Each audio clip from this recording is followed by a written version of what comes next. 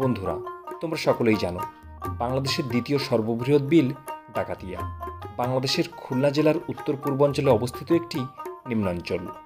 খুলনা মহানগরীর খানজাহান আলী, আড়ংঘাটা, ডুমুরিয়া ও ফুলতলা এছাড়াও যশোরের মনিরামপুর ও অভয়নগর উপজেলার অভ্যন্তরে প্রায় 30,000 একর জমি নিয়ে গঠিত বিলটির নাম ডাকাতিয়া।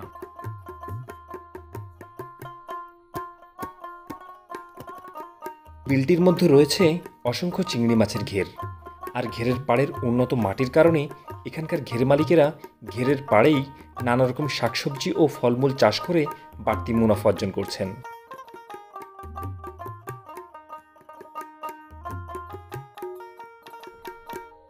আজ আমরা তেমন একটি ঘের এসেছি, যে ঘেরের মালিকের নাম মোহাম্মদ ফরাদ, যিনি চিংড়ি মাছের পাশাপাশি ঘেরের পাড়ে আঙুর চাষ করে বিপ্লব ঘটিয়েছেন। আঙুর ছাড়াও তার ঘেরে আরও রয়েছে বিভিন্ন ধরনের ফলফলাদি।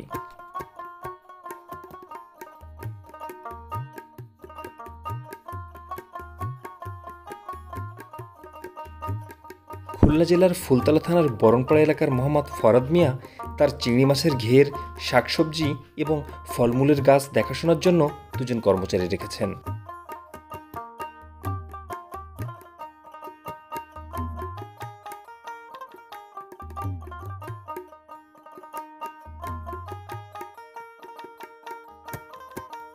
ফরাদ মিয়া গত বছরও তার ঘেরের পাড়ে আঙুর চাষ করেছিল।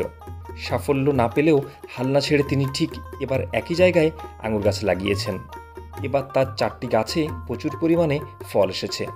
ফরাদ মিয়া আশা করছেন এবার তিনি বাণিজ্যিকভাবে আঙুর উৎপাদন করতে পারবেন।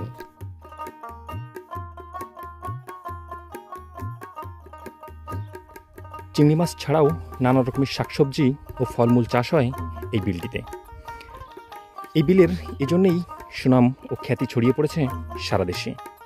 আজ আমরা তেমনই একটি ঘেরে এসেছি। এই ঘেরটিতে চিংড়ি মাছের পাশাপাশি নানা ধরনের ফলমূল চাষ হয়ে থাকে।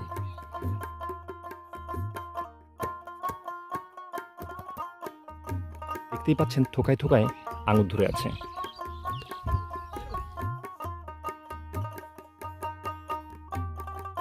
সচরাচর আমাদের খুলনাতে এ ধরনের বাণিজ্যিকভাবে আঙুর চাষ দেখা যায় না।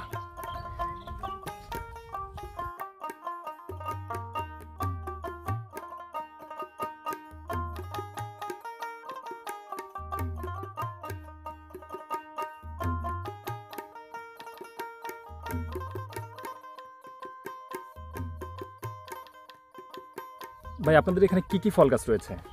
এখানে আঙ্গুর, তারপরে আপনার ড্রাগন, তারপরে লেবু, মালটা এসব। আচ্ছা, এই যে আমরা আঙ্গুর দেখতে পাচ্ছি, এই আঙ্গুর কতদিন হলো চাষ শুরু করেছেন? এটা গত বছর। গত বছর থেকে এ পর্যন্ত একবারও কি বিক্রি করতে পেরেছেন? না, আগের বেলা বিক্রি করা হয় না। আচ্ছা, এবার কি লাভ হবে মনে হচ্ছে? লাভ হবে, তাই তো? আচ্ছা, এখানে টোটাল কয়টা গাছ রয়েছে? এখানে 4টা গাছ। 4টা গাছ। আর কি পরিমাণে আঙ্গুর হয়েছে? যা হয়েছে মোটামুটি ভালোই হয়েছে, তাই তো? আচ্ছা,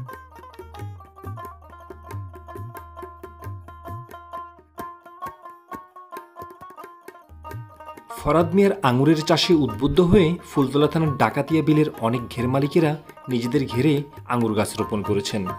ফরাদ মিয়া আমাদের জানিয়েছেন আগামীতে তার আঙুরের চাষ আরও সম্প্রসারিত করবেন।